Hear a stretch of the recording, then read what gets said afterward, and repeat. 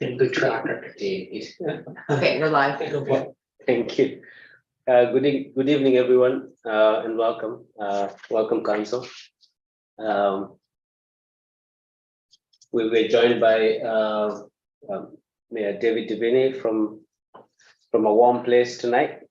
I'm taking the shift to chair our council meeting. I'd like us to begin by acknowledging that we are gathered today in Mi'kma'ki, the ancestral, present, and future territory of the Mi'kmaq people. Today we gather with the intent followed by the living in peace and friendship treaties with respect, cooperation, and coexistence. I'd like to call the meeting to order.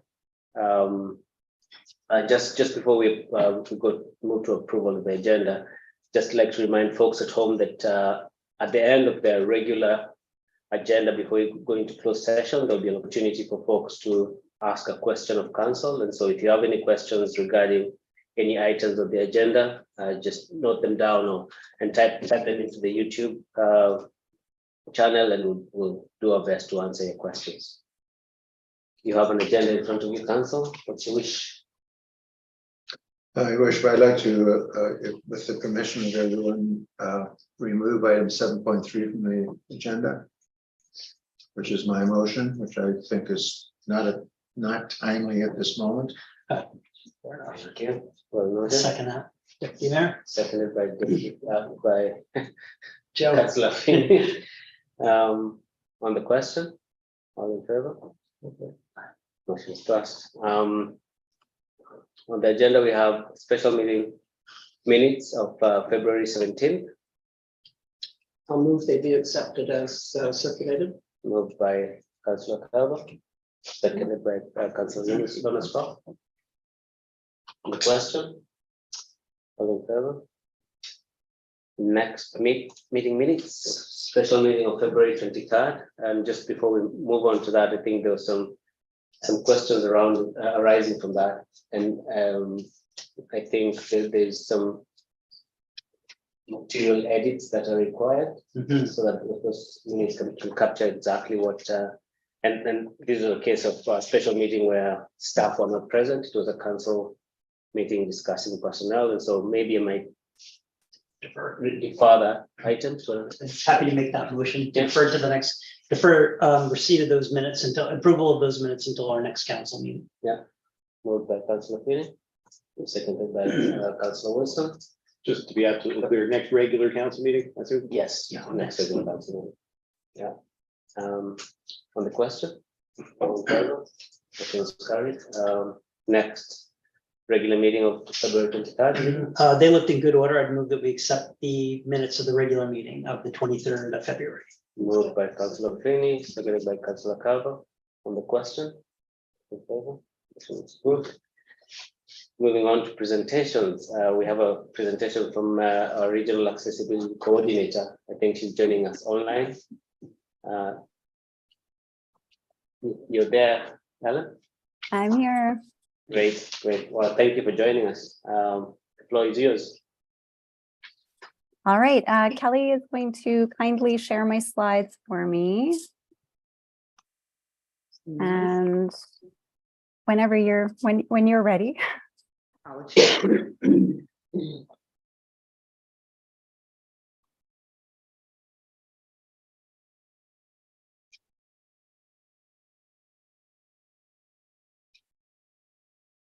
Okay, great. So I'm going to be switching between screens a bunch of time here. If you can give me 1 sec, there we go. All right, so I am Ellen Johnson. I'm the accessibility coordinator for all 5 municipalities in Lunenburg County, so obviously including town of Mahone Bay. And what I'm going to be sharing this evening is the implementation plan. So it's the accessibility implementation plan for the town of Mahone Bay. So next slide, please, Kelly. So what I'm going to talk about is a bit of background for what accessibility work has been done so far. Then talk about the development of the implementation plan, a quick overview, talk about some of the key types of actions. So I'm not going to read every single action. You would have received that plan in advance, but I will touch on a variety of them so you can get a sense of what's in it. And for anybody watching, they're not going to necessarily have the plan, so they can get a taste of what's in it as well. Then I'll touch on evaluation and then the next steps, and I will answer any questions, hopefully, that you have for me. And next slide. All right, so for background, the Nova Scotia Accessibility Act was passed in 2017, and the goal is to create an accessible province by 2030. And that's what started all of this work. So there are 3 obligations for prescribed public sector bodies under the Act, and for the town of Mahone Bay is a municipality, which is in that group. And the 3 requirements are to have an accessibility advisory committee, to have an accessibility plan, and then to update that plan every 3 years. So municipalities in Lunenburg County got together and created the Lunenburg County Accessibility Advisory Committee, the Lunenburg County Accessibility Plan, and then that plan will be updated in 2024. So it was submitted originally to the province in March of 2021. So that 3-year update will be next year. And then in the fall of 2021, I was hired as accessibility coordinator, with a big part of my role being to figure out how to meet the commitments that were made in that Lunenburg County Accessibility Plan. And I'll probably refer to that as the regional plan. And next slide, Kelly. So I want to just touch on what I mean when I'm talking about barriers, because that comes up many, many times throughout the implementation plan, and it will come up a lot when I'm speaking this evening. So in the Accessibility Act, I'm going to read straight out of the Act, and it says, barrier means anything that hinders or challenges the full and effective participation in society of persons with disabilities, including a physical barrier, an architectural barrier, an information or communications barrier, an attitudinal barrier, a technological barrier, a policy, or a practice. So it's pretty wide definition. And when we're talking about removing or improving accessibility, we're one of the really great, one of the ways that we're meant to do this, under the Act, and just the way that our accessibility plan is written, is to identify the barriers, prevent the barriers, remove the barriers. So kind of those 3 steps. And I guess I didn't do that in the right order. So identify, remove, and prevent other accessibility barriers from being created. So that's basically what you're going to see in the implementation plan. So the next slide, please. So in terms of development of the implementation plan, as I mentioned, you will have seen this, the Lunenburg County Accessibility Plan, so that regional plan that was passed in 2021. And it is has these categories, or these areas of focus. So they're the same ones that are the standards under the Accessibility Act. So they're goods and services, information and communication, transportation, employment, and built environment. And there's one other one in the Accessibility Act, which is education, that we don't have in our plan.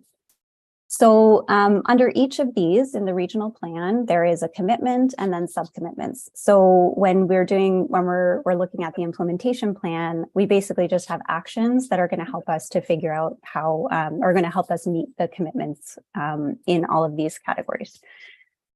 And next slide. All right, so I wanted to talk about the development of the plan so that you understand why the particular actions were chosen, because I think it's important. And so I've talked a lot about barriers already in the whatever 3 minutes or something I've been speaking, but we really started with the barriers. So we looked at the community consultation data that was used to create the regional accessibility plan, and took what people actually said about the barriers they were facing in the community. And when I say the community, regionally in Lunenburg County, because that's what the data covered, and kind of slotted it in under all of those subcommitments, so that we had kind of a list of things that we needed to address. And that's piece of that, identifying barriers. and then figured out what actions we needed to take in order to address those barriers. So in order to do that, I met with staff from all 5 of the municipalities, and sometimes it was individuals, sometimes it was small groups, large groups. And we really just talked about what it is in their work, what it is about the organization, and how we interact with the community that contributes to the barriers that limits participation for people with disabilities.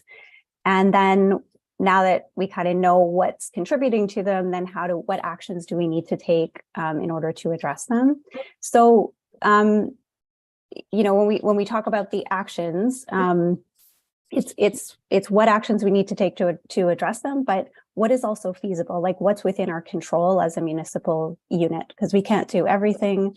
There are constraints. So it was really great to work with staff who really have a really good knowledge about what is possible, but also to kind of bring my perspective of what is, best practice. So one of the really valuable things about that process was that not only did we come up with this list of actions that was really specific to each municipal unit. So this one is really specific to Mahone Bay. The staff who worked in these groups with me were able to start to use an accessibility lens in their everyday work. And when I say accessibility lens, I mean, they started to think about accessibility as how it applied to their work, and to think, when they do something, how does that impact the person with a disability? So I think it was a really great capacity building process as well. And next slide. All right, I'm just going to really quickly go through this because you have the plan in front of you. You don't need me to tell you what's in every section, but for anybody who doesn't have the plan who might be watching, the first part of the plan is basically just what are we doing and when? So by fiscal year, what are the actions that we need to take to meet the commitments in the regional plan? And the second one is really getting into that background. So it has what barriers did we talk about? What barriers were identified? What actions are there? And then we added another component, which was a goal. So what should we maybe aspire to when it comes to that barrier? And then the third section, I'm going to talk about that in 1 minute because you just have one. There's one document in the Mahone Bay plan. Okay, so next slide, please, Kelly. All right, so this is kind of my placeholder slide because I wanted to choose a few examples to share. I knew I wouldn't be able to read everything in 20 minutes, but I wanted to make sure that you had a sense of what was in the plan, what was the process. So I've chosen 2 examples, and they're from Appendix A, which is that second section. So it shows everything, including the barriers, the goal, and the actions. And I'm going to read through that. And if you want to follow along in the copy that you might have, I'm going to start in the 4th area, which is employment. So the commitment and sub-commitment I'll read are directly from that regional accessibility plan that you as council would already have approved with the plan a few years ago. So the commitment says, our municipalities are accessible and equitable employers and support the careers of employees with disabilities.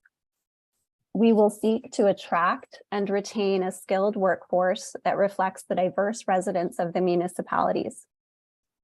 So that's kind of the overall commitment for employment. And again, this is a regional plan, so it's a bit vague on who's doing it, but each municipality is doing it. And then the sub-commitment I want to highlight is 4.4, and it's a culture of inclusion. So it says, build capacity among staff and senior leadership to cultivate a culture of inclusion that supports, retains, and provides opportunities for career growth to people with disabilities.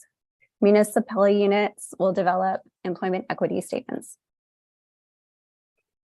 So again, I've chosen one example from employment. So if you're following along, it's 4.4.3.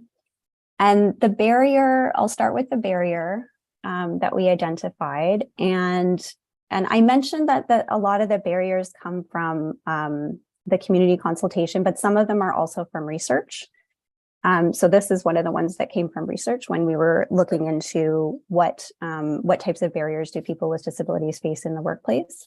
And so for for meeting this commitment around a culture of inclusion, this is one of the barriers that came up that might be preventing that.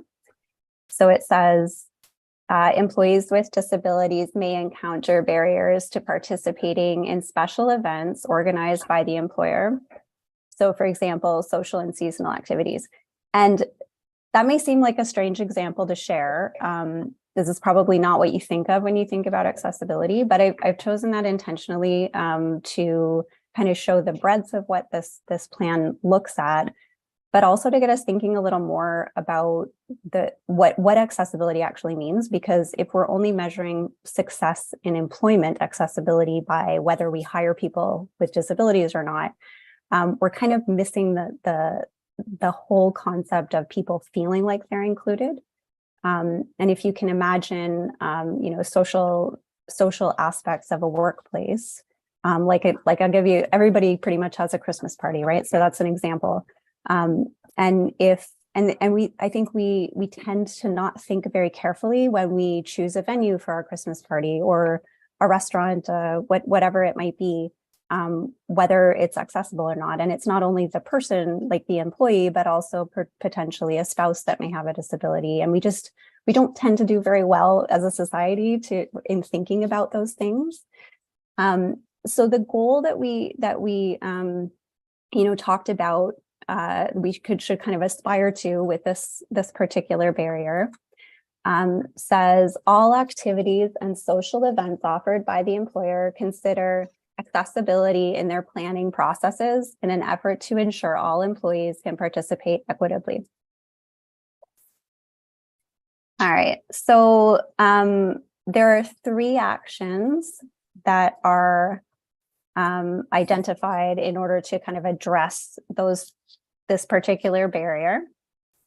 So those are, the first one says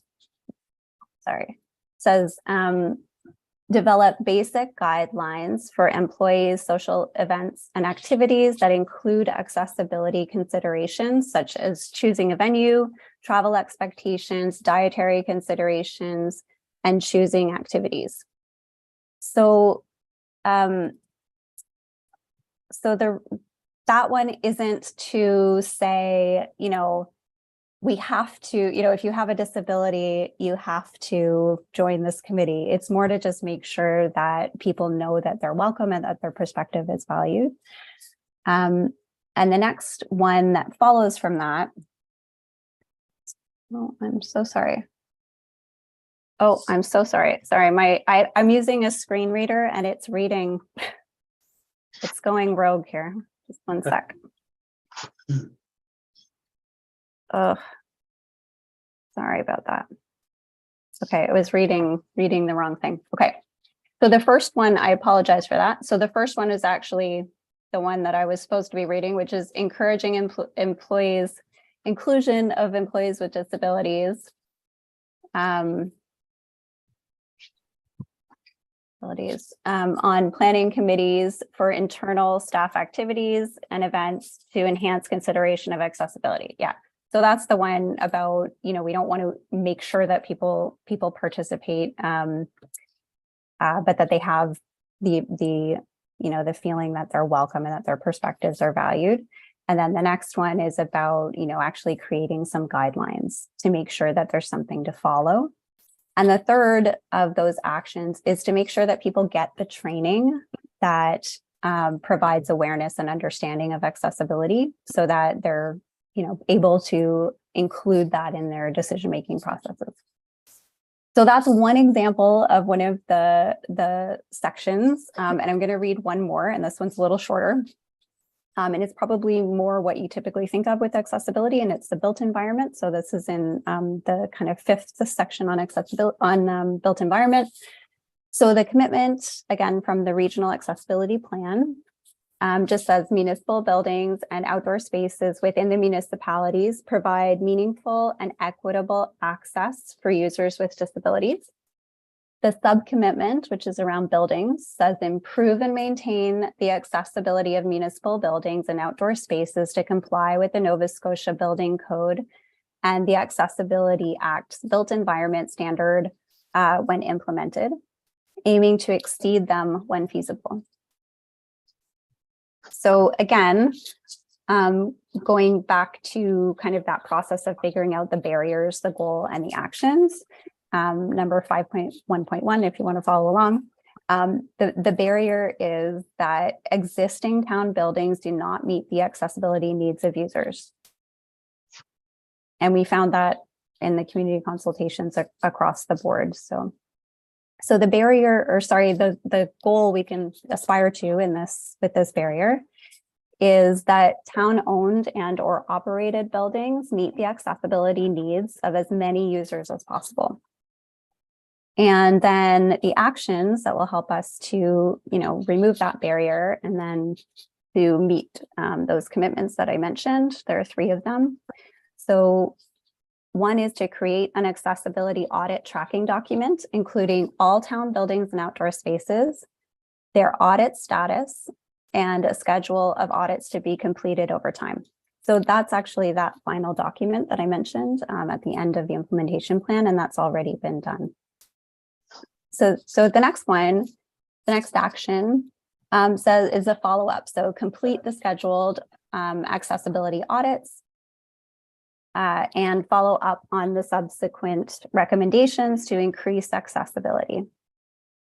And then the final action for this one is to update the relevant policies, practices, standards, and procedures to incorporate the built environment standard when available. So again, I wanted to demonstrate, I guess, some of the examples of what we're talking about, but show you how the barriers really led to those actions. And I can't read all the actions because there are many, many, many. You can see there were 6 just from 2 of the barriers, and there are, 5 areas. And anyway, there are many, many. So I'm hoping that this is a sort of helpful way of sharing this information. All right, so next slide, please. So this slide is just outlines some of the key types of actions that are in this implementation plan, and I'll share a few more of the examples of actions. So again, you get a really good sense of what's in the plan and why. So the first kind of key area is around training. And I think, we know that a lot of this work around accessibility is around awareness. It's around understanding what the issues are. And a really good example of that is to do with human rights and understanding that accessibility is a human right. So like when we recognize that accessibility is a human rights issue, we really understand that people with disabilities have the right to participate equitably in our communities. So then we know that like when we make decisions, we're deciding who's included and who's excluded. And so it's kind of like once we have this information and we know that we're intentionally excluding people if we choose to take actions that don't include particular accessibility, particular accessibility features or decisions around accessibility. So that's one example of one of the actions is to provide training to staff and councils about accessibility and disability awareness. And other actions focus on training around human resources for particular staff. Plain language is another one, so we can communicate better or more clearly, I guess. Policy development, digital accessibility, and the built environment. So those are all actions, recommended actions for training for staff and some for council. So the second one is updating policies, processes, procedures, and bylaws. And I would imagine that most of these documents, when created in the past, we really just didn't apply an accessibility lens to them. And so there are a whole bunch of actions in this plan that recommend reviews and updates of those plans. And I think it's good timing for that, where I know there's quite a bit of equity, diversity, and inclusion work happening as well, which I suspect will require a similar review and update. So I can see that as being kind of a joint project over the next few years. So the next one, the next kind of type of action is around using guides and standards and tools. And many of the actions talk about, either developing our own tools or guides. And one example is developing a guide for event planning that kind of weaves accessibility throughout. And another is, deciding what standard we use for accessible parking. And Jonathan in Public Works, we've already had lots of conversations about that. And if you remember that subcommitment I read earlier talks about, or the commitment I read earlier talks about, exceeding standards when it's feasible to do so. The next one is identifying and tracking barriers. So when we, so several of the actions talk about creating processes. So we create a process to make sure that the public can communicate accessibility barriers to staff, and processes to make sure that staff can take those, compile them in one place, follow them through to completion, and then also include their own observations of accessibility barriers. So say somebody comes in downstairs in town hall and wants to pay something, but is having difficulty interacting with the debit machine, for example. Like if we know that that's happening, it can help target where we put our efforts. And that's also important in the longer term for evaluation purposes. Okay, so the built environment, so improving the built environment. I'm not going to go into that one because I've already talked a little bit about the audit process, and there are multiple actions around, different facilities in town getting improvements for accessibility. And then the last one is around improving communications to the public. So when we think about communicating to the public, we can think about what we're communicating. So are we talking about accessibility? I think it's important that people with disabilities, like anyone, see themselves when they read things, when they see things in the community. And so an example of one of the actions is when we put out a job advertisement, we not only include an employment equity statement, but we also include a statement saying that people are welcome to request accommodations for the application or the interview process. And another thing that came up quite clearly in the community consultations was that people don't have a good sense of what accessibility is available in facilities or at events. And when you are somebody who may face a barrier when you go out in the community, it's really helpful to know exactly what you're walking into, what you're rolling into, what you're going to encounter.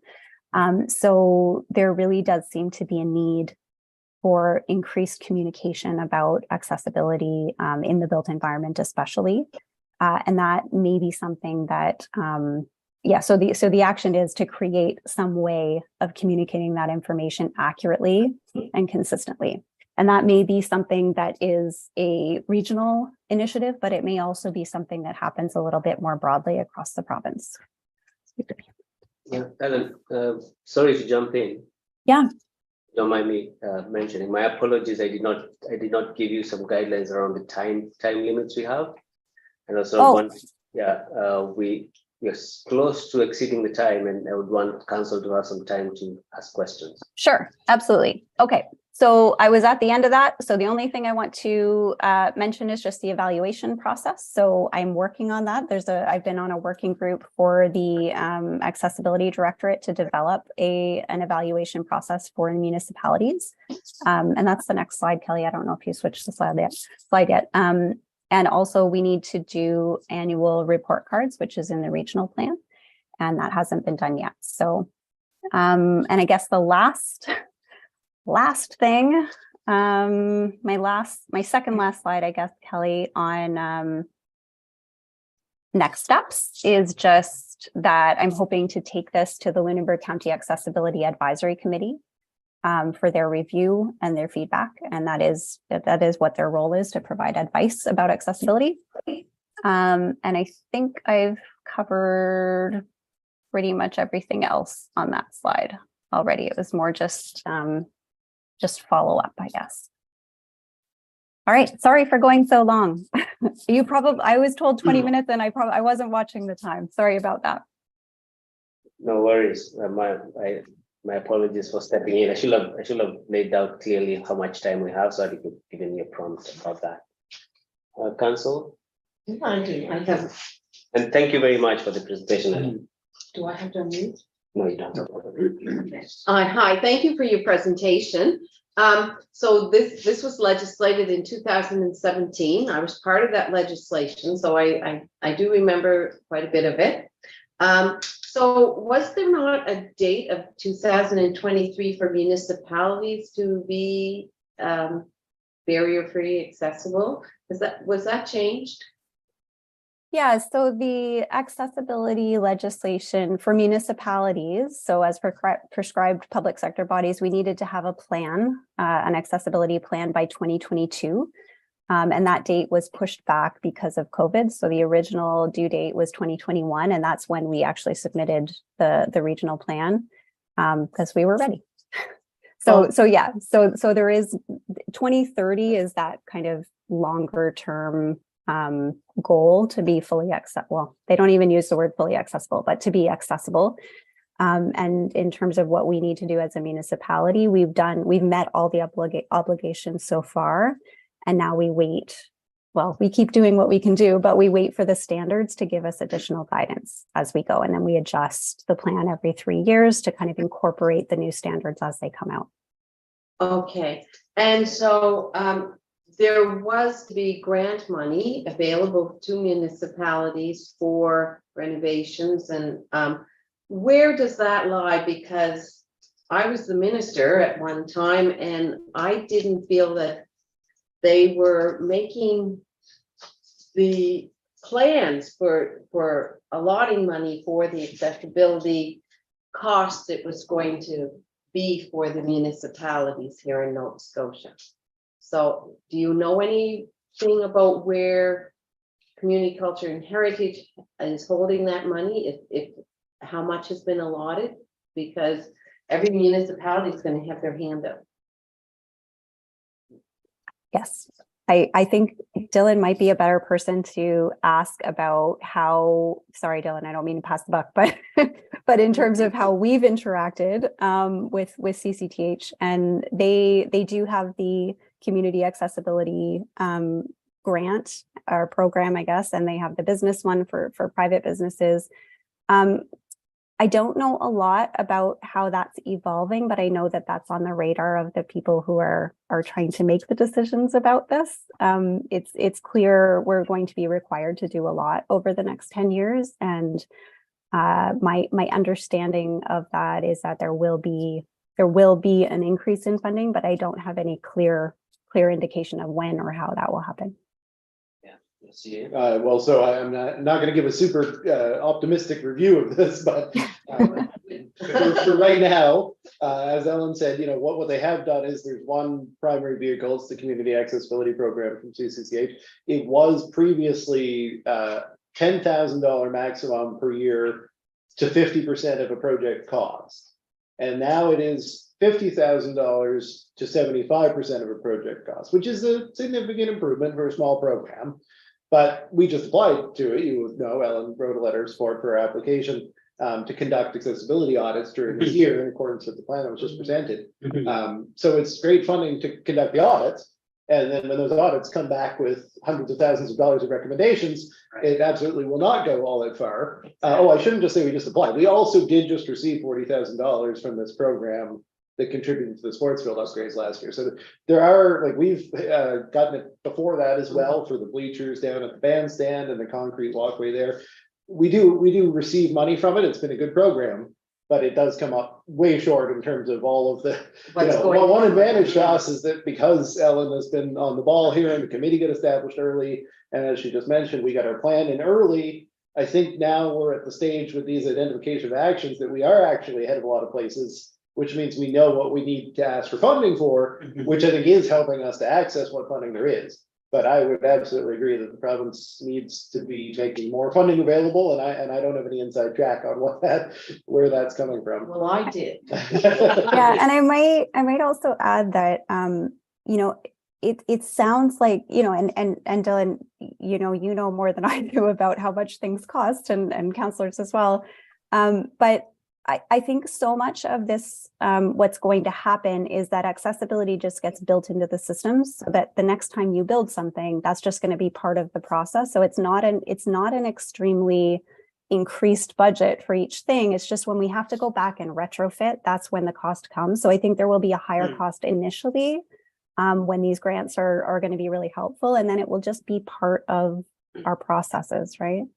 But I think too, one of the issues that we came across when this was in law amendments, this bill, was that in order to have the business communities, which is coming up too, with their accessibility, as you know, like historic towns like Mahone Bay, Lunenburg, there isn't even room for a driveway between buildings. How do you make it barrier-free accessible? And then the cost of that. So if we want businesses to buy in, government buildings have to have bought in, and they have to lead by example. So if the town of Mahone Bay is going to require that their restaurants and other businesses, stores are accessible and barrier-free, they have to lead by example. And what you'll have is kickback from the business community, and there was in law amendments, because it's going to be very Expensive. costly. Yeah. Very costly. Which is, I can't help but point out when we talk about that one, that another issue with respect to businesses is that we've already got encroachment at the front of most of our street facades and most of our businesses. So when they talk about adding, improvements to an entrance, most often that will actually be an encroachment on our property. And we'll have to sort out how we respond to that, because, if you think about most of Main Street, if you encroach on the sidewalk no longer meets guidelines. The sidewalk needs more road. We've already got too little road. So it will drive some thinking on our part about how do we actually make room for some of these businesses, or do we? And I think Lunenburg is, Suzanne, is it even much more difficult than we will. Councillor Cover? Thank you. Thanks, Alan. Great presentation. Such complex material. One of the questions I've always had since being involved with the Accessibility Advisory Committee is, what level of accessibility are we aiming for? For example, we've just been talking about the challenges with built heritage. So do we pass muster if we have 75%? What's the bar that we're aiming for? Is it 100%? 60%? I think that's an excellent question. And it's tricky, and I'm sure you're very aware that when we don't have standards to work with, we don't know what we're measuring against, right? So I think the implementation plan that's been created here and sort of given to you for review, I guess, it's really pretty practical, I think. So it looks at kind of what are the best practices. So for example, when we talk about the built environment, we're often sometimes in this plan, we're referencing the accessible design for the built environment standard, which is a CSA, and now it's a combined CSA and Accessibility Standards Canada standard. And that's considered pretty much, we're considering that best practice in Canada right now. So that's what we've been looking to as when we're talking about built environment accessibility. That's what we've been kind of thinking about and using as we're talking about the built environment work. But that is what we can use for now until we see what comes out with the built environment standard. And as an update, we should see the final draft that will go for community consultation or public review, whatever the official term is. We should see that in May of this year is what the Accessibility Directorate has told us, and then it will come back and be enacted in 2024. So we should, all we've seen now so far has been recommendations from the standard development committees from the Accessibility Advisory Board.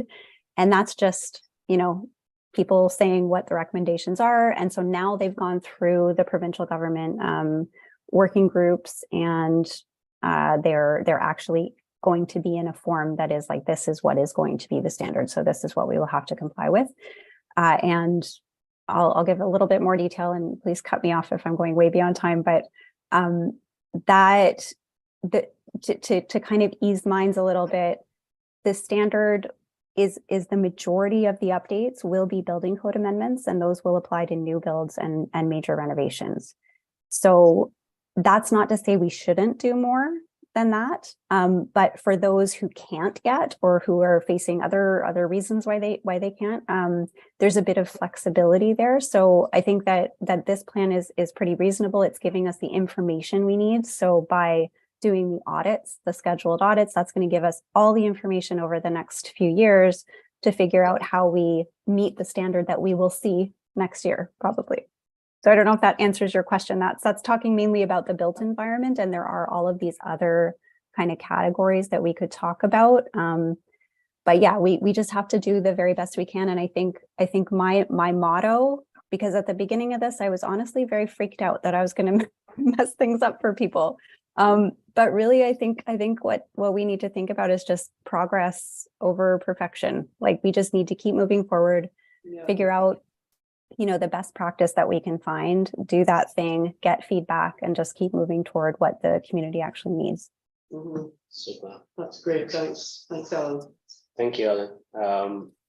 But we really appreciate your presentation and work that you're putting into getting us, I guess, prepared to be doing the audits and getting this plan from the shelves to sort of implementation. So we appreciate that.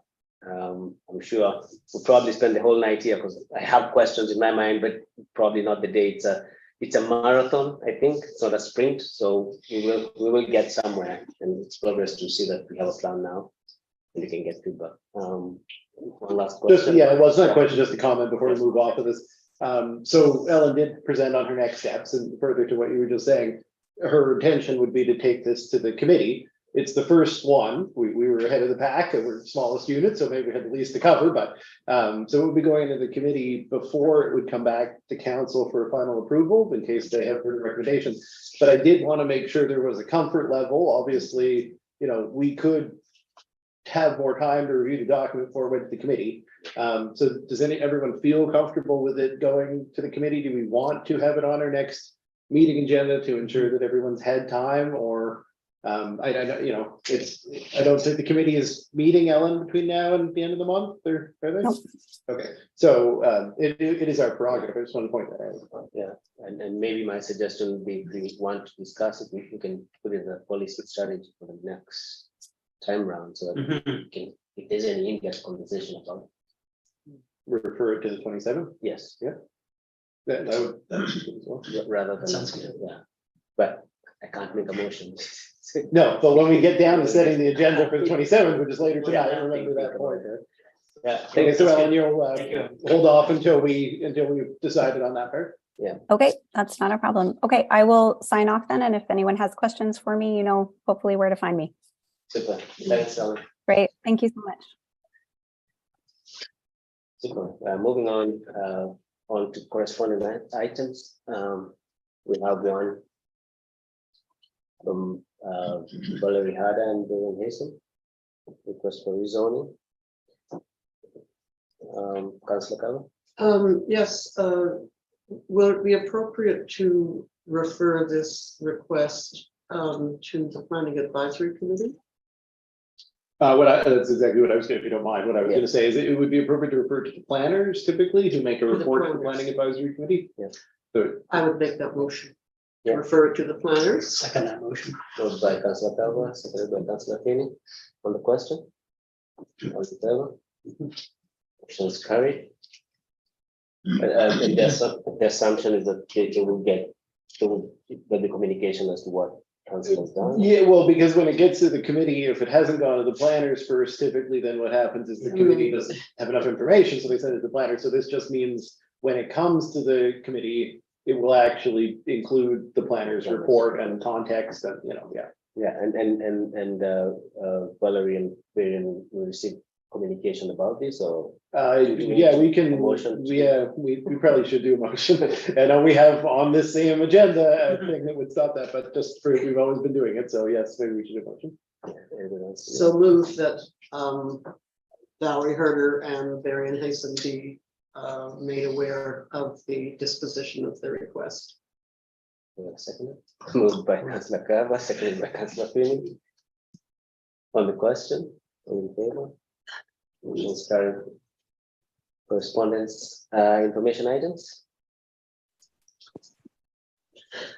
Councillor Carver, Yeah, there were a couple of letters there that down to the bottom of the list that were in response to the strategic plan review feedback. And at least one of the letters had some content that I thought might be relevant to the plan review as well. And I think that was 5.6, because of the references around heritage protection. So I just, I guess, moved that particular letter be referred to the plan review process. Public engagement, however that would work. that's a motion. That's a motion. You want to second it? I'm happy to make that on monopolizing all of Councillor Carver's motions, but happy to second that. I think Yeah. that's a good idea. Moved and seconded. On the question, all in favor? Mhm. Motion is carried. Hearing that, Deputy Mayor, I'd move that we refer items 5.1, 2, 3, 5.4, 5, and 7, and receive and file. You have a second? Moved by Councillor Feeney, seconded by Councillor Wilson. On the question, all in favor? Motion is carried. Staff reports. Here's the little one. The little one. Yeah. As we call The it. little. But as always, if there's any Yeah. questions, I'm happy to take them. Oh, Councillor Lewis, go. I think I had a, item number 33 on the possibilities of having the art gallery. Is it 33? Mhm. Yes, I just wanted to know where that was, like, have we looked in, has African Affairs been approached for funding or CCH for making funding available to carry that out? There were some grants that I had sent in my package to council. So I'm just curious as, where we are. I see if we're 50% or on that with action. So I know So something's I been don't going want on. to put Kelly on the spot. I think Maureen was working on this initially, so I can either get back to you, or Kelly, do you feel that you have been up to date? Don't feel like you have to comment but I just don't know between you and Mo where that was. It hasn't really been gotten to yet, but one of the grants that was mentioned is from 2021. Oh, okay. So I need to contact them and find out if there are any grant possibilities. It is on my list. Oh, okay. I just don't want that to get lost and No, it won't. where we promise. would like to make that open to the school and stuff. We're looking at months that the school is present. We didn't want to make it as late as next February, which of course the answer does have a grant for next But February, but that's. I a lot. think she's had so many showings of this art show, but not in Mahone Bay, and she's a Mahone Bay artist, and she's celebrating her heritage and what it was like growing up in Lunenburg County. Mhm. And I really think our town should be celebrating that we have an artist of this caliber, for one thing, but also we need to hear these stories about growing up in Lunenburg County as, an African Nova Scotian. And Lunenburg's done it, it's down at St. FX University right now. So, I really would like to see it come in this year and while she's not on to another show. I guess my question there would be, did the motion have a deadline for stuff? We did say we'd like, we were hoping to have it either before the summer or like September, when school goes back in. So, Yeah, not in the motion, but that is what we. Yes. Looking at. So is that a commitment from staff? It will either be before the end of the school season or September. I think as long as September is in play, I think, yes, that's a commitment from staff. There just may be reasons why we do come back and say September is preferable to. well, sometimes there's March Madness funding, Fair enough. that we protect. Thank you, Deputy Mayor. CAO, just have question on 18, and that's really the ongoing internal discussion amongst ourselves about how realistic it is to think that we'll have a water wastewater extension into Mater's Cove in the term of this council.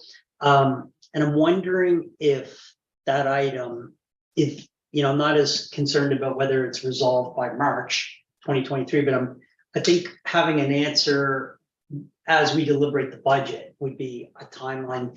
And if there's no interest, well, that's an answer that's fine too, as well. But I do think it's realistic that at some point between now and the middle of the budget deliberations, they may declare one way or the other, or is that a discussion that we might want to have between, you know, their council and our council and their CAO and our CAO? And I think What do I you should think? provoke it, because essentially what's happened now is we've actually reached out.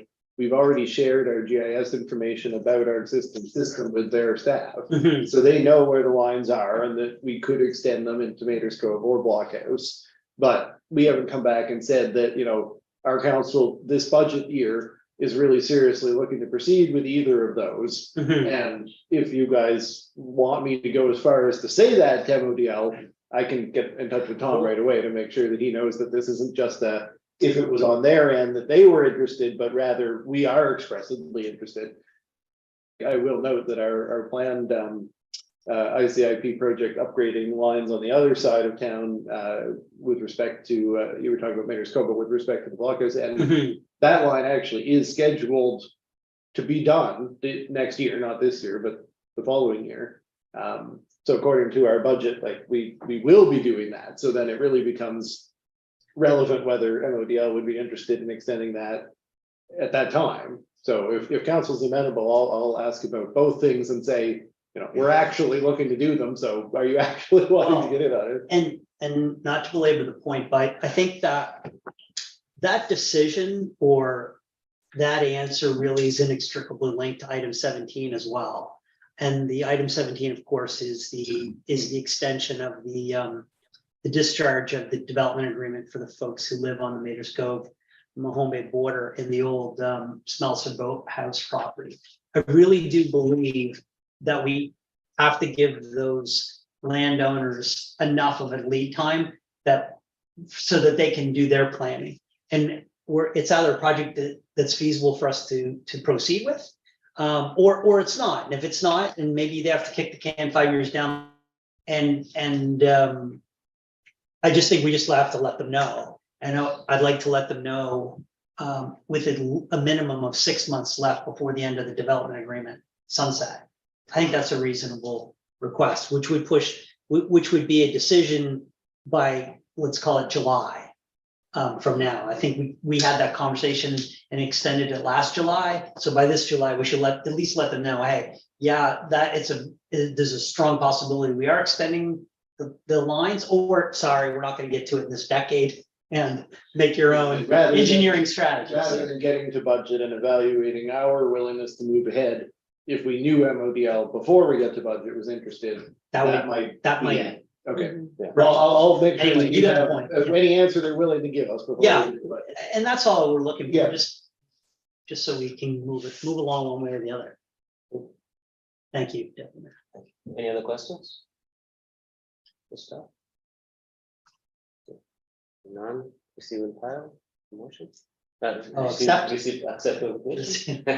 Accept. Moved by Councillor Cooney, seconded by Councillor Wilson. All on the question, all in favor, motion is carried. Staff report, council policy amendment. CEO. Thank you. So this one's been essentially a long time coming, working with council.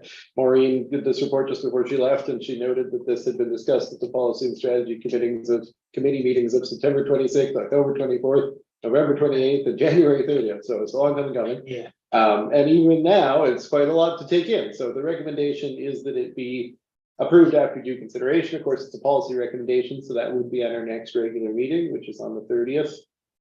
If council feels that there would be a need for additional time between now and then, I guess I should point out that we do have another policy and strategy committee meeting. That's where this has been discussed previously on the 27th, but you don't have to do anything to have this appear on your next agenda if you just do nothing else tonight, but I'm also happy to take questions tonight.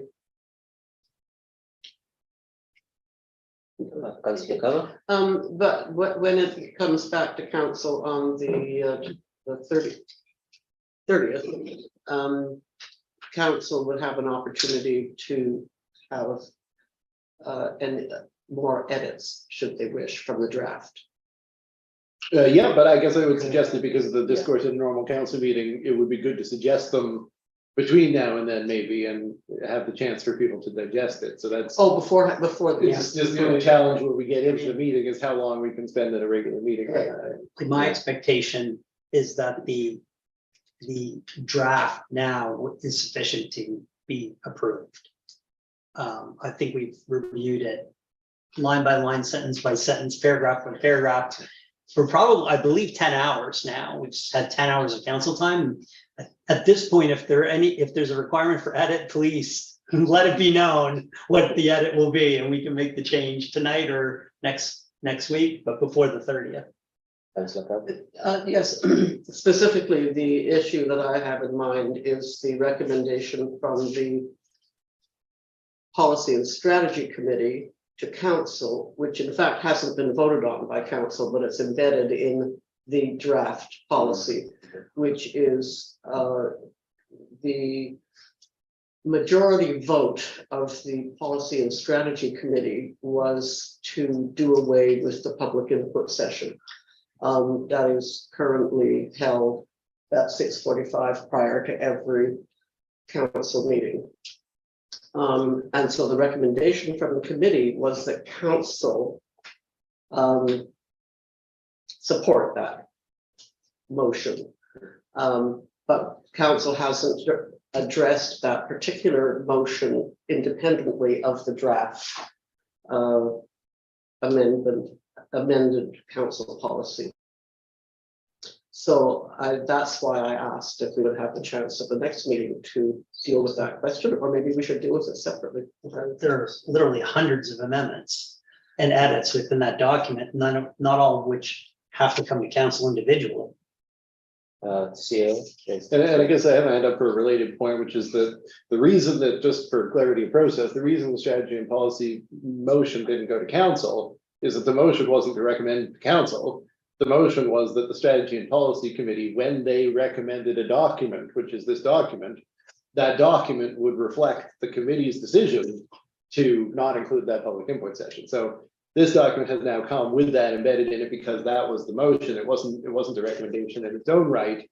It was a decision as to what the composition of the draft would look like.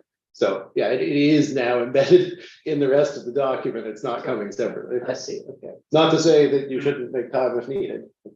Well, and because unfortunately I missed that policy and strategy committee meeting. Do you have an amendment you want to see in this document as it is now that you want to propose? Oh, right now, off the top of my head, to return it would be, if I were to make an amendment, it would be to return but I don't want to make that proposal now without having had a chance to make the case for it beforehand. So I'll submit something before the next council meeting. And that makes sense, because it can still be approved as amended to reflect that, and there can be a vote on the amendment Or you separately. could vote against, or you could Yeah. vote against the policy. Fair enough. Or would you have to vote against the entire package? No, somebody would- That one clause. Yeah, you could vote against the existing one, but you could also get in a motion to approve it as amended. That motion could fail amended or pass, and then the vote on the policy as it appeared would still Yeah, happen. well, fair enough, but I mean, so we've spent 10 hours over 5 meetings on the package. We voted on it ad nauseum. We've referred it from the committee to council. And here it sits. Which is the Not everyone around the table is thrilled about every clause and every single, it's a 60-page report, 60-page policy.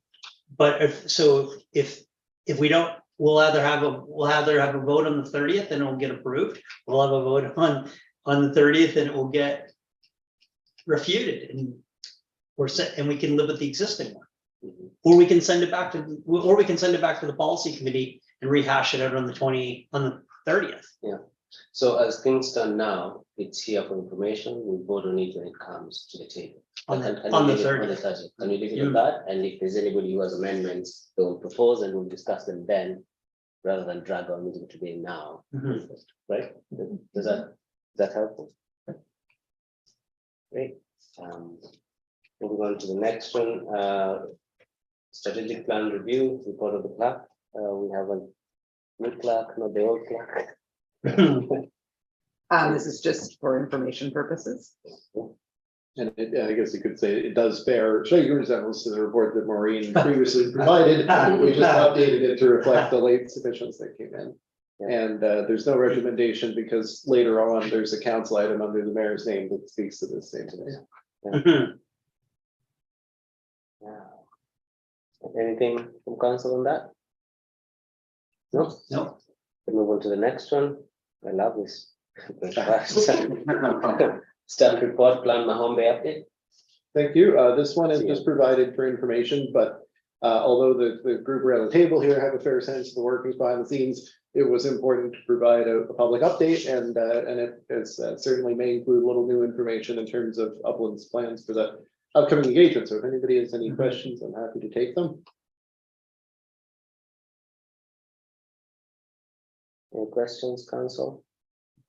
Mayor, No. you have a question? Just, no. Do you? I just have.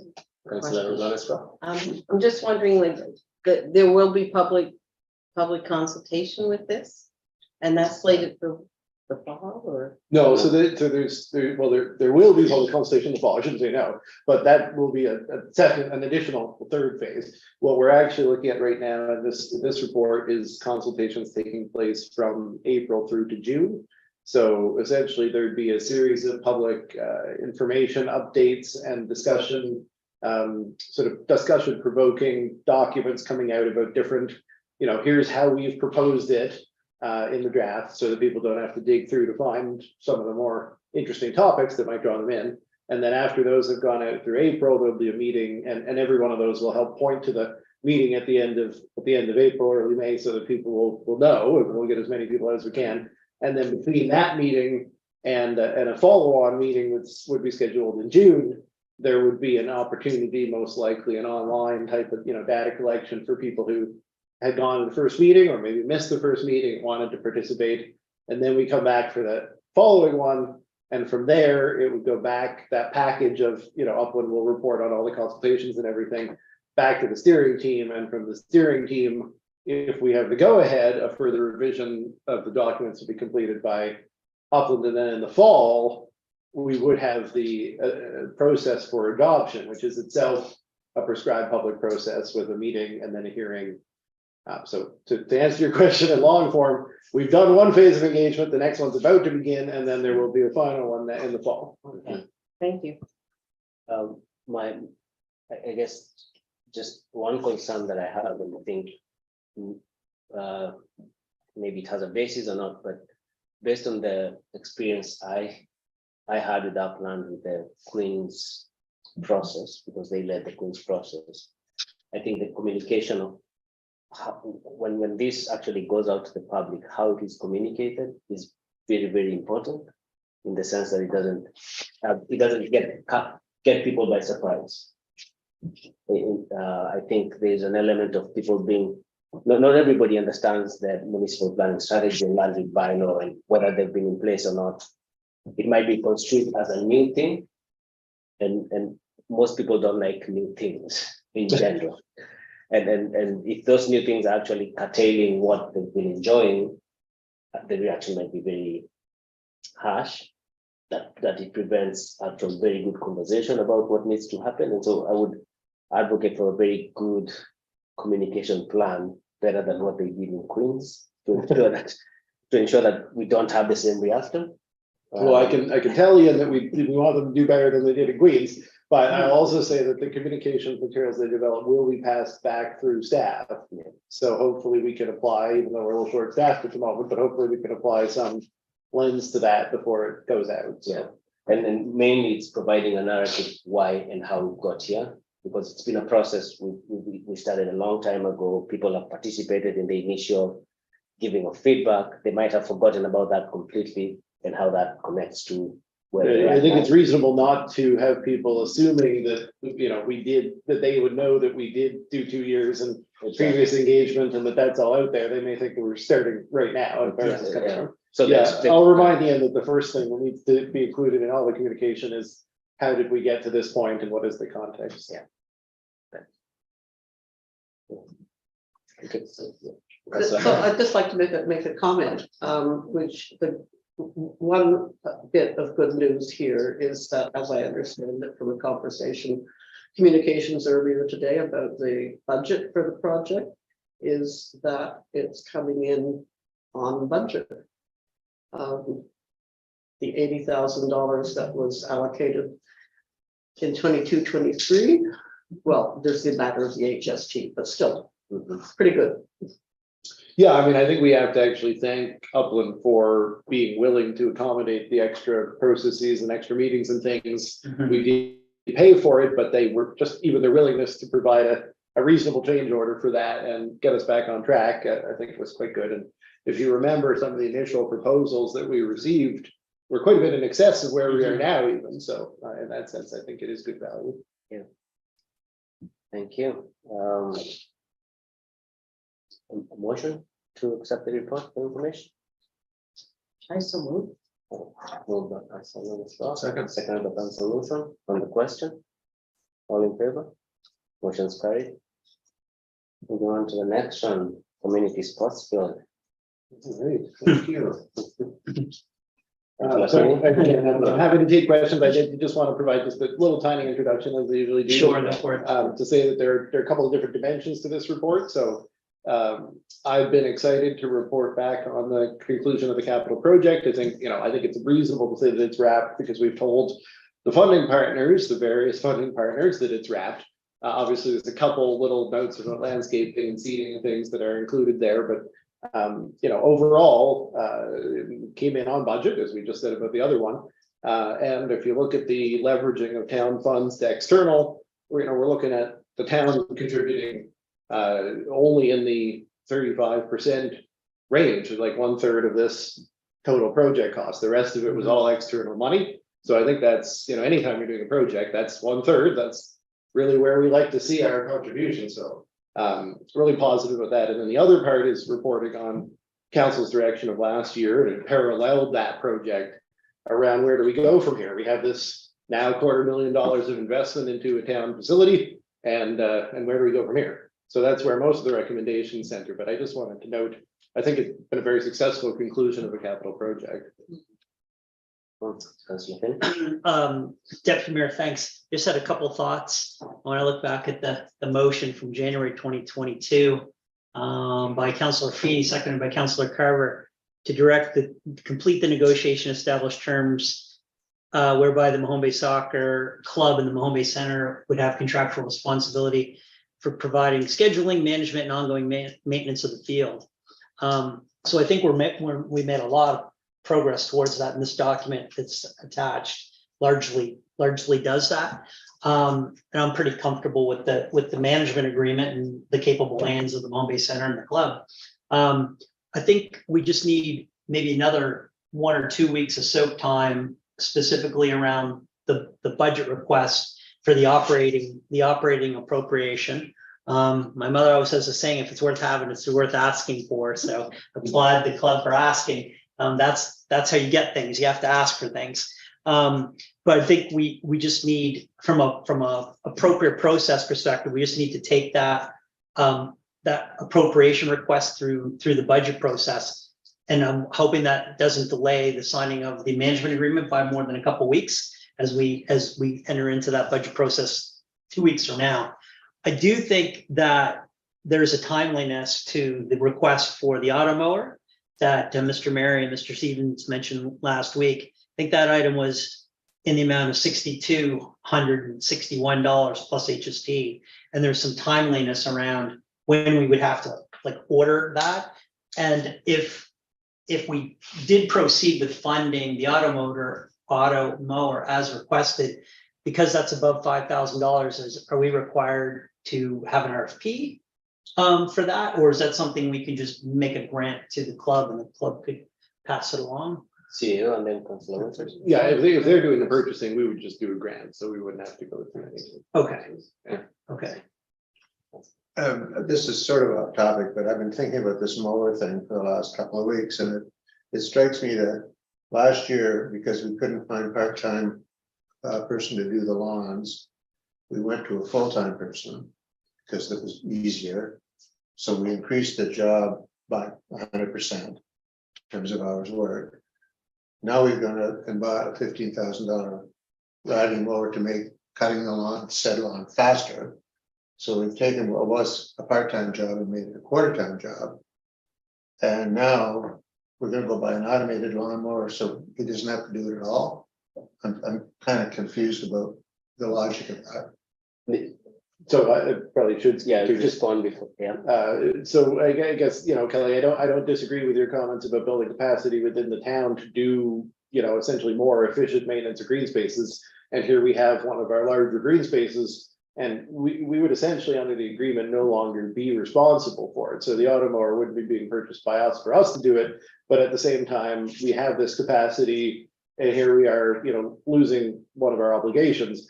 But I think the idea behind getting the zero turn, wasn't to do more mowing. It was really just to do the mowing that we have as efficiently as possible, and to have that full-time staff person to be able to do other things. So, we will have more time within the works department if we're not maintaining the field, but I'm sure it will be put to good use otherwise. Thank you. Councillor Lawrence Croft and Councillor Now. Okay, I just had made a note when I was going through this about the possibilities, and maybe able to get the answer tonight. I was just wondering if MODL, there was a lot of talk about the number of people that come into play from the municipality, if they've been approached about part of this funding before it goes to our budget process. So I don't know if Mr. Mayor could answer that. Have you approached MODL? No, we haven't. You haven't? No. Okay. I just wanted to know. Have you considered? Can I Oh, just, sorry. in terms of procedure, we Yeah. generally don't. Okay, so maybe. Okay, so could we ask questions, could we ask questions of the committee to find out if there's a possibility of reaching out to with some cost shares before we get into the budget process? I think that, on our end, the appropriate thing would only be to ask the same question that you did. Or I can ask it by email, and then we can say, we would encourage you to do that, to Okay. approach MODL. I mean, ultimately, we don't have anything to do with that. And I understand But that. I will say, if you look at Mahone Bay Center, my understanding is that while the town does provide them with substantial grants to offset their taxes and other operating costs, they do, I believe, also receive an ongoing grant from MODL. So if I'm correct in that, so that would be something that maybe is a precedent with respect to MODL playing that kind of a role. But that would be, obviously, it wouldn't be up to us to reach out to MODL. Yes, I know they usually pay a grant to the Mahone Bay Center Yeah, itself, yeah. for their So operations. they could do something similar, but I would say we should make a motion here if you want me to write back to the Mahone Bay United and Mahone Bay Center and encourage them to reach out. I just had to know earlier, but You're going to make the motion? I would like to make that motion, just to make an inquiry. Yeah, Seconded. seconded by Councillor Calvo. On the question, all in favor? Motion's carried. Councillor Now, you had a question or comment? Yes, mainly I'm glad to see that we are going to put this monies through the budget process. I think, $64,000 over the next 3 years is a lot of money to put into operations, considering all the money is put into that field to start with. Another part of that is, excuse me, the Mahone Bay United is purchasing this mower, which we are in effect paying for. So who is going to retain ownership of that piece of equipment? Good question. Okay, CEO. So as I said, we would be granting money, and the fact that they're planning to use it for a mower is just their pitch as to why they need money, like it's one of the items. But that doesn't really give us any ownership or direct relationship with that mower going forward. So it wouldn't, we wouldn't own it. We would just be granting, the same way that we grant the pool or, other recreational organizations in the community. What they do with that grant money is then up to them. And to be fair, it's not a grant if there's more strings. It is up to them, right? I'll just admit there's a bias for me, being part of Mahombe United Group, and I would urge us to think about this not as an operations expense. We do not have a recreation department, and so this is the groups are trying to support that recreation piece. And so as we contemplate going forward, I think thinking about it as a recreation contribution to the community for me would be something that's the way I think about it. But food for thought, I think taking it through the budget process is a good process. Councillor Carver and then Councillor Payne. Yes, just in terms of the best place to discuss this, or to have this conversation. I'm a little concerned that the embedding it in the budget process doesn't allow for expansive discussion to cover all the issues that are involved here. So I wonder if there's any mileage in referring discussion of these three items that are before us tonight to the special meetings time slot on March 24th.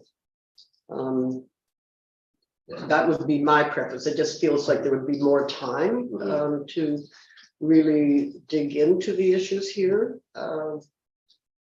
Again, speaking to what Councillor now referred to as the $65,000 commitment for operational costs over the next 3 years, and acknowledging the deputy mayor's comments that could represent a contribution to community recreation, given that we don't have a recreation department, but there's more.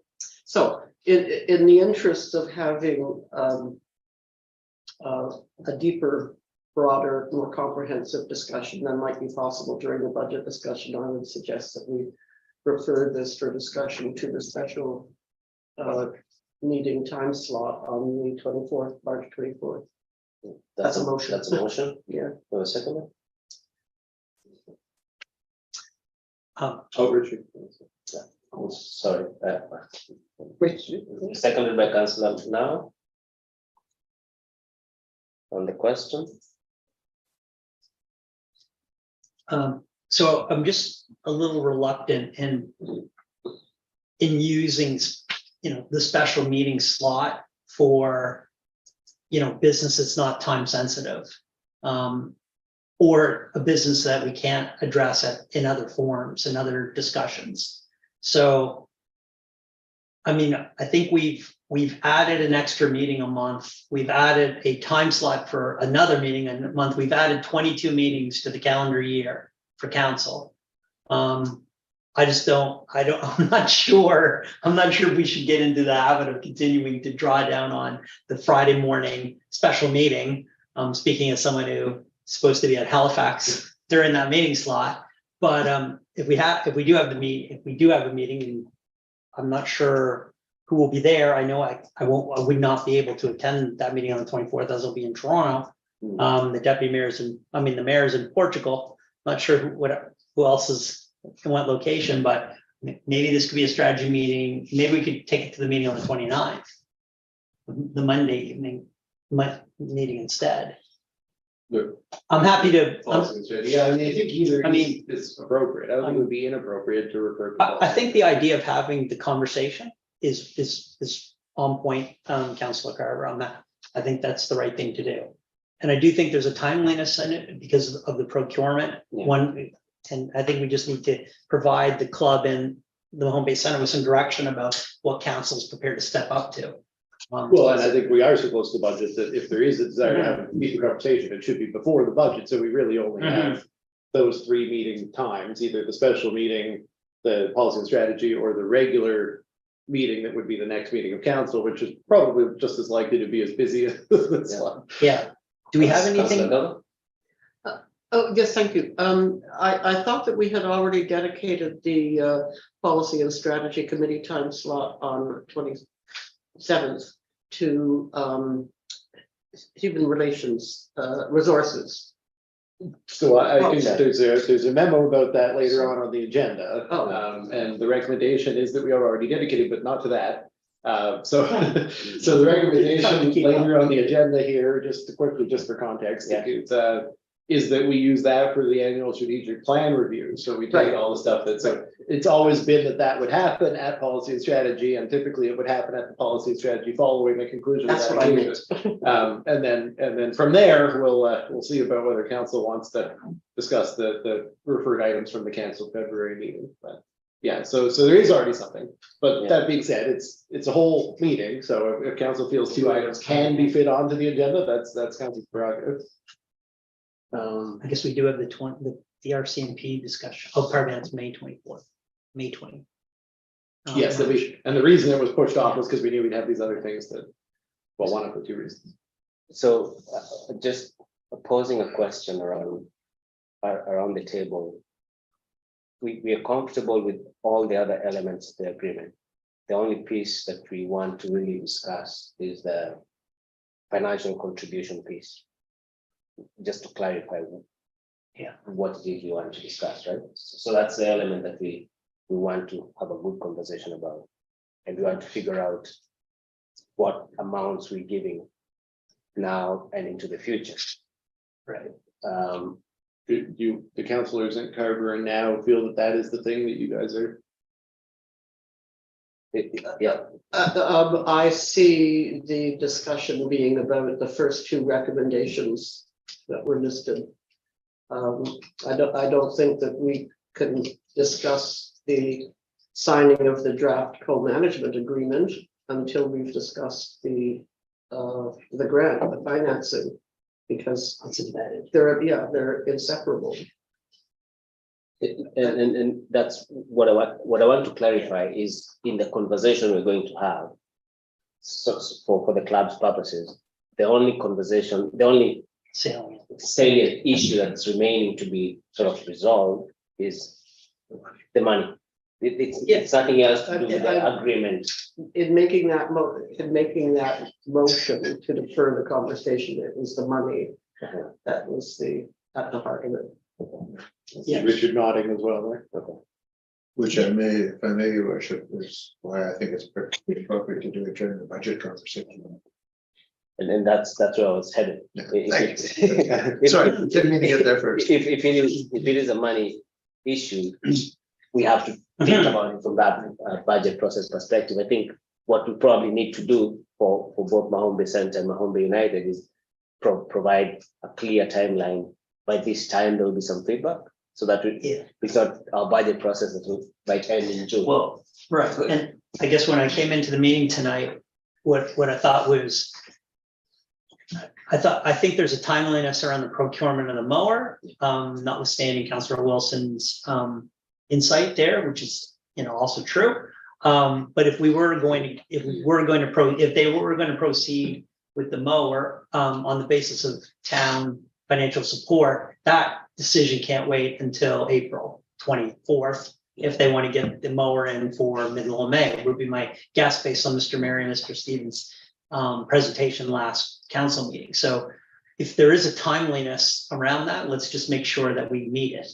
And if we can do that on the 30th of March at the last council meeting in the month, and fine from my perspective. But I think we need to make the decision on the hardware procurement before the budget process, because the budget process, as we all know, may be a long, that might take six weeks, depending on, I think, Dylan, that's one of the next items, isn't it? Yeah. But the budget process.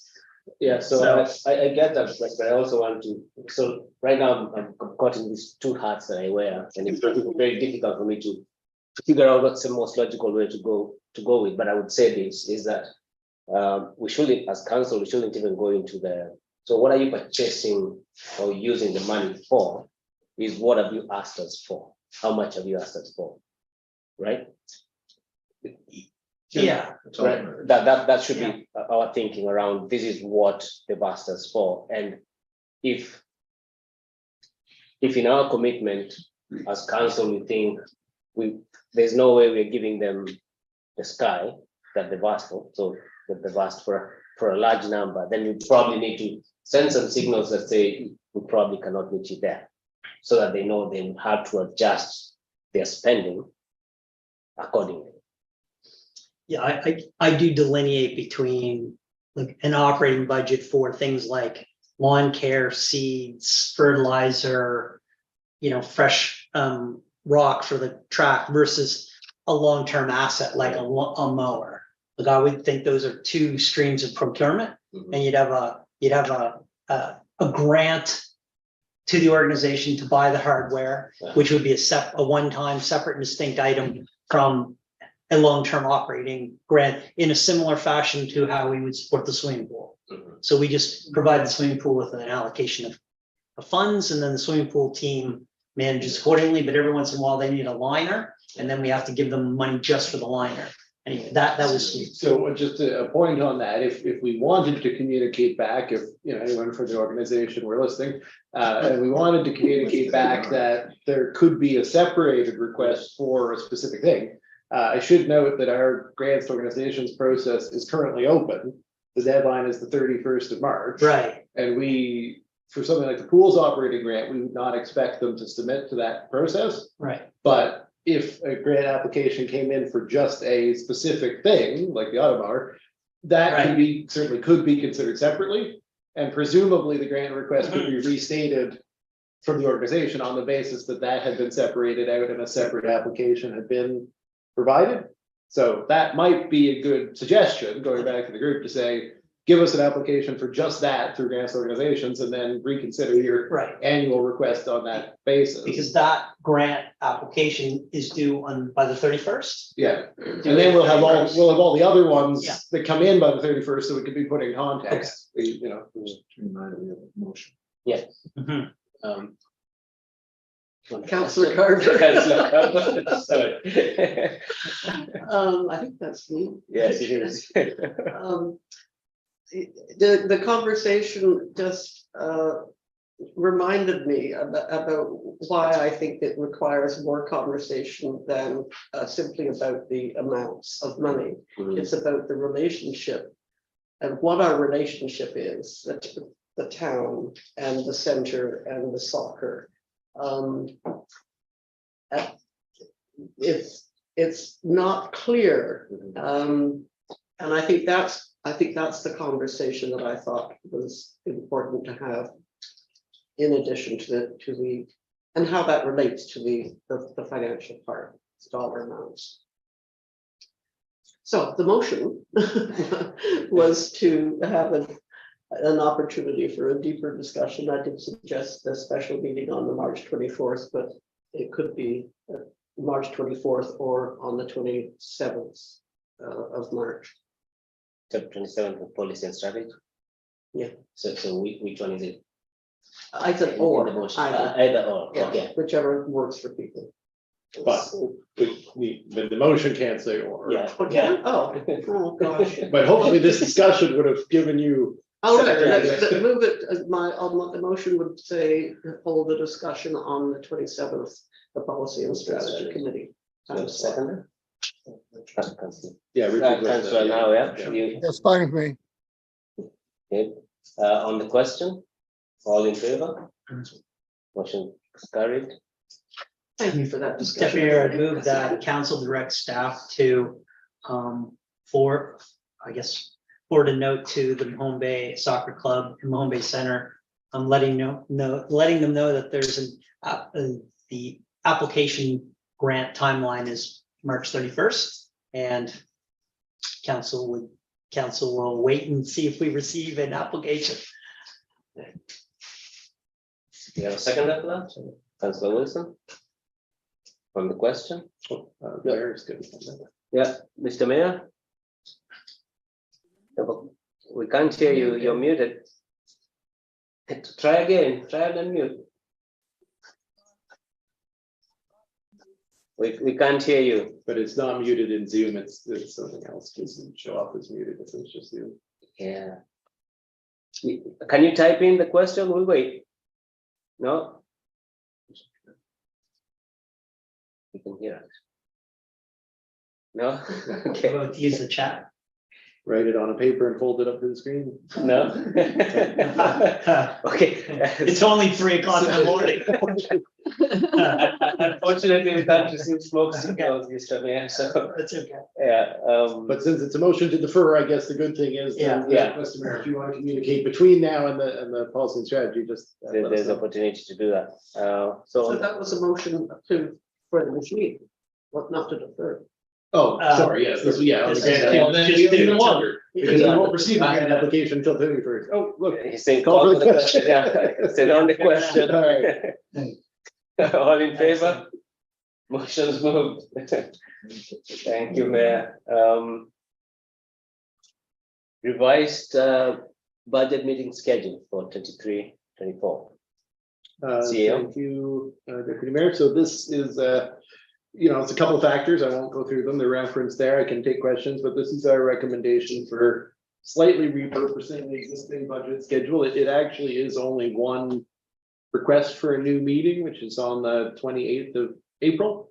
But it does shift things a little bit, partially to accommodate the notion of a pre-budget meeting, which I think after recent discussions would be helpful.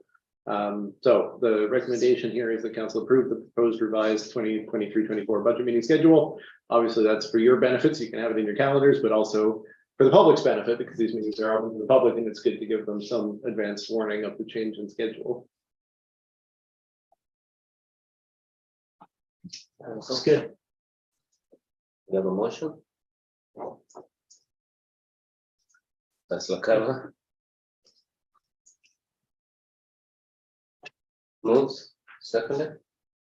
Councillor Feeney. Moves that council approve the proposed revised budget meeting schedule. Yeah. On the question, all in favor? Motion's carried. Great. Staff report, EV car share feasibility study, CEO. Thank you, Deputy Mayor. So this one is. Thank you. Have a good evening. Thank you. It's been a long while in coming as well. Just to provide a little bit of background on this, because it's now gone through a couple of different climate and energy staffers. Back last year when we had a different person in that role, the notion that we discussed in the budget was that council would like to see a proposal that is focused on the car share aspects of electric vehicle purchase. If you'll remember last year in the budget, we talked about buying an EV, but council wanted to see the newly constructed at that time had barely started meeting Climate and Environment Committee consider a proposal for car share from our coordinators. So since that time, the position that has turned over, and Lauren Clark is our new Climate and Energy Program Manager. So this is her report summarizing the presentation of a report to the Climate and Energy Committee, and then their recommendation back, which you'll see actually is included in these on the agenda for tonight in the minutes from that committee. But I've also, we made sure that it's referenced here because this actually appears in our discussion tonight before the committee's recommendation that council would support what is being recommended here. Obviously, there's a budget context, so there is a budget recommendation here, but there is a little bit of an overlap with the notion of if council would like to take up on that point with respect to the municipality of District Lunenburg. We've talked about them being involved in the cost sharing of a few things tonight. That would be something that you might want to do before getting around to a budget conversation. So this is the recommendation, but I will note that because there's a budgetary recommendation, council may not wish to action the approval of the budget allocation. Our assumption is that would probably be referred to budget process. And as a result, you may not wish to action the submission of an application for funding until that has been considered. Although we have in the past approved applications for funding before getting to our own budget conversation, just because we could always turn down the funding, although that's not usually something that is recommended too often. So all that being said, there are some recommendations from Lauren included, and happy to take any questions. Councillor Carver. I would suggest that we refer this to the budget discussions. And after that discussion, that we then consider whether or not we would submit a funding application I realize I'm speaking as chair of the Climate and Environment Committee. You're wearing a different hat. I'm wearing a different hat. Thank you for that. But the order seems wrong here, so it would seem to, I would move that we refer the request to the budget discussions, and then subsequent to that, consider whether, depending on the outcome of the budget discussion, consider whether to submit funding application to the FCM program. You have a second? Second. Councillor Wilson? On the question? Councillor Feeney? Oh, sorry, no, I supported the motion. All in favor? Motion's carried. And then just before we move off the item, the MODL thing is obviously this question. You may not feel at this point that we are in a position to reach out. But as we just did with another item, if there's a desire to know anything from MODL before the budget process, then I guess that's where you consider whether to make that other motion tonight or not. And I'll leave that to you if anybody wants to or not, or doesn't want to make it. Sure, happy to. Okay, Councillor Feeney moves that council direct staff to write to the municipality. Please. Yeah, seconded by Councillor Carver. On the question, all in favor? Motion's carried. Fantastic. Council items.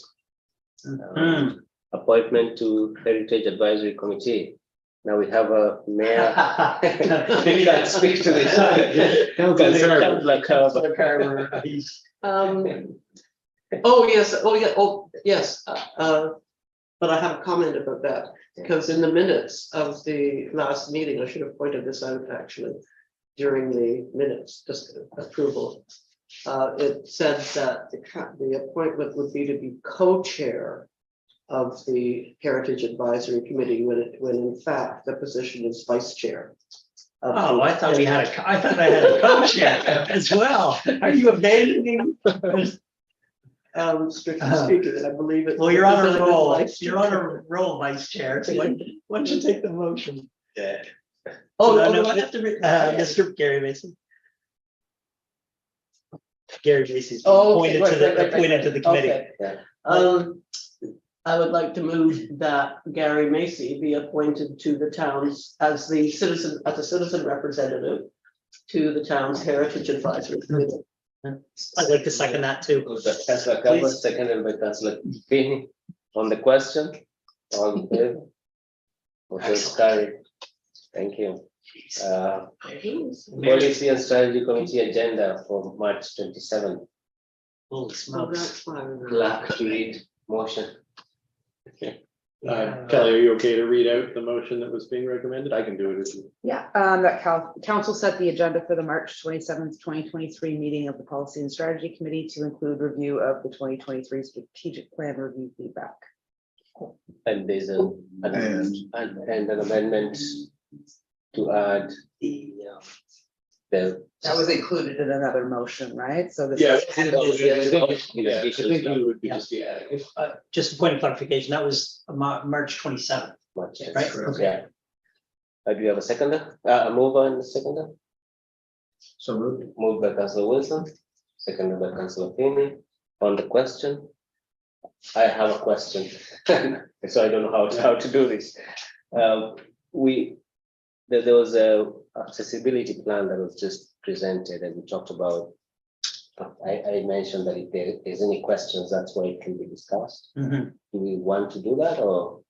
So that would be, it would be a third item, but each of these items may not be, consuming the whole agenda. Yeah. So that could either be, I think it'd be appropriate to do it as an amendment to this if the mover and seconder wanted to say that at the end, or after this, I think because we're talking about the agenda on this, then a separate motion could be made to add that as well. I don't think that would be out of order on this. I think adding that item, it has a lot of merit. I have just a couple of questions really around the timing and the cadence of the audit and how involved town staff would be in that. So just a few housekeeping questions on that topic, Deputy Mayor. So are we amending the motion? Mover and seconder. Mover and seconder, comfortable with that? Councillor Wilson? Okay. Sure. As amended, on the question, all in favor? Motion's carried. Thank you. 7.3 was struck off. We'll move on to committee reports. No, 7.2. Oh, sorry about that. 7.2, council remuneration review committee. It's a numbering issue, apologies. The second 7.2. Yeah. So I've brought this motion to council that staff be directed to provide council with a report no later than November 14th, 2023 on the potential formation of the council remuneration review committee. The report would reference other recent municipal council remuneration reviews and provide a rationale for considering a remuneration review along with options and recommendations regarding the committee's terms of reference, including the number of members on a potential committee, their selection process, whether residents in the town would be required, or any particular experience or skills and what role staff might play.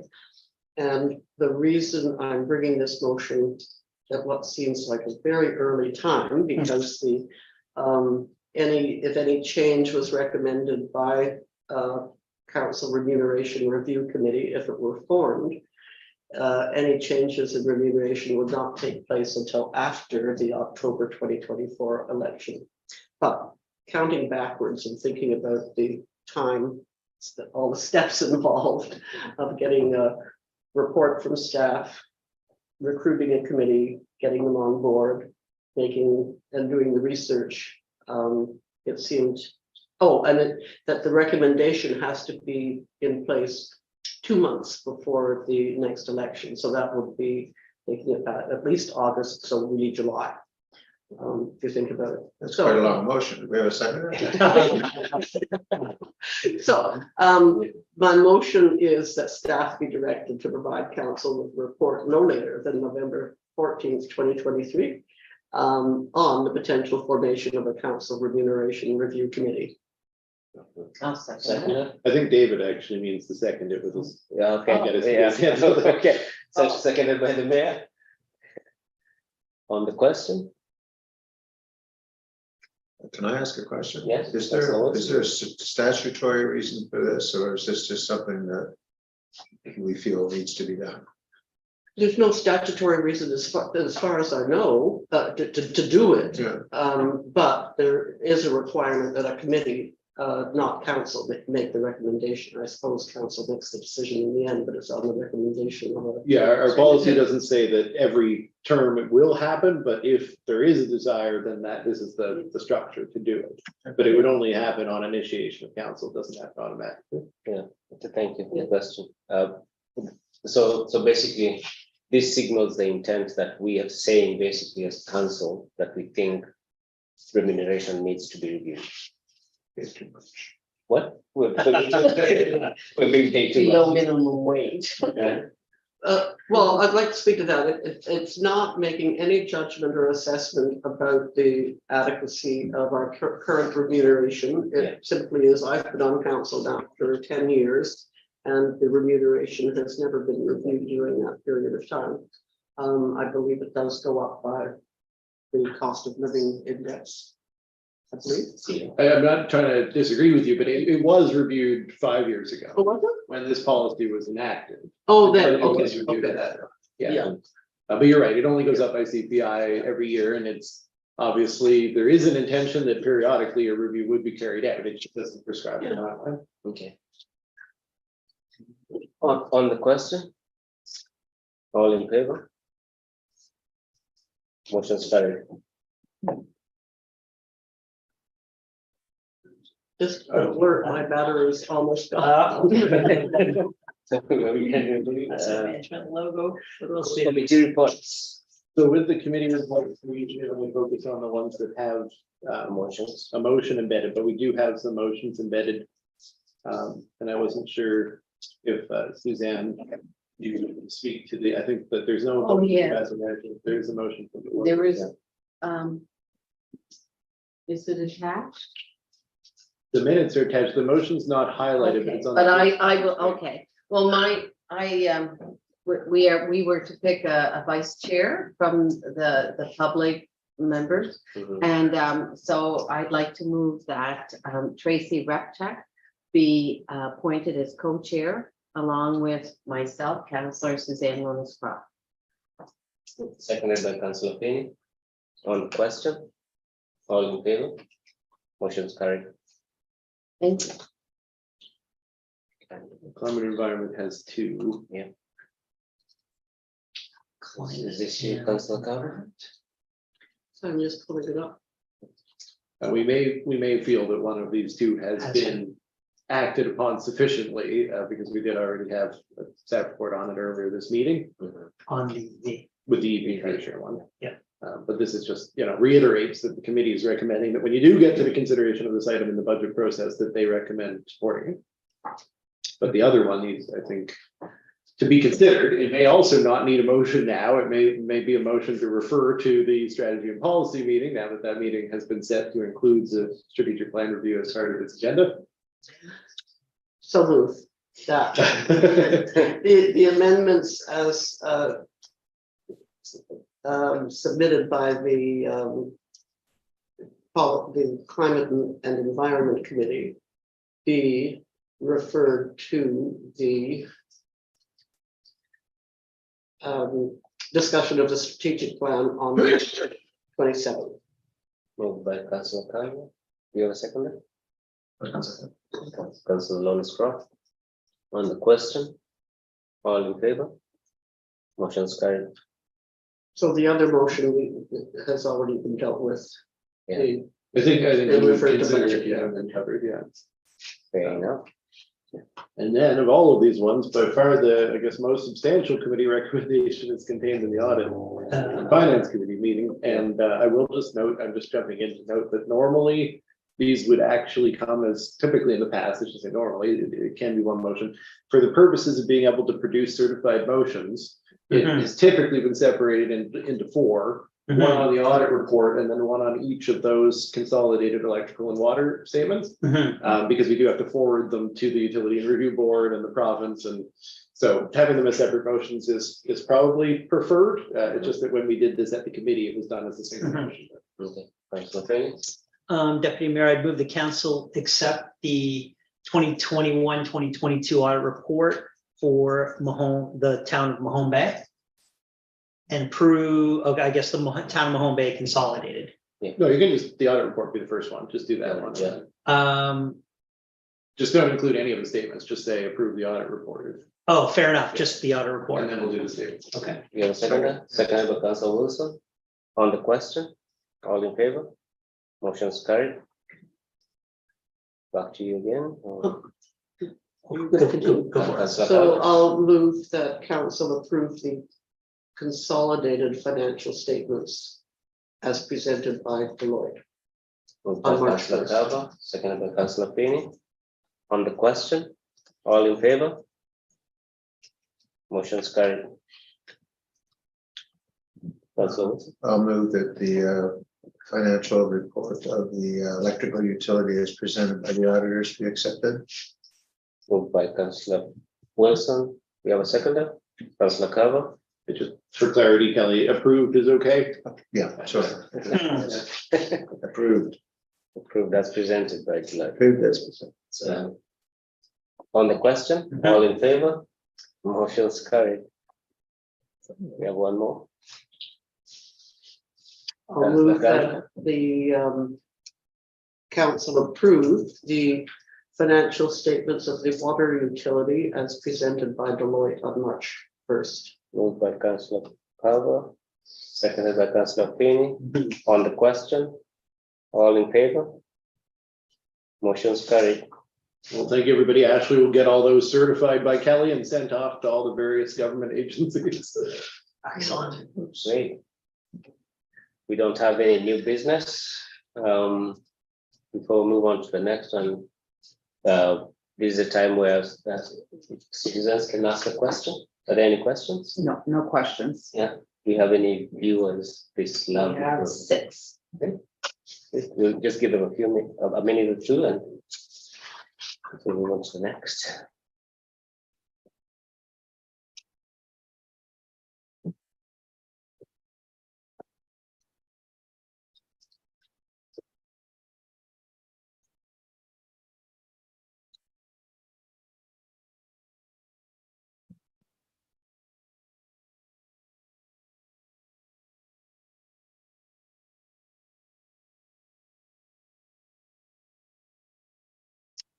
Okay, no question? Deputy Mayor, I move that we move into closed session To discuss.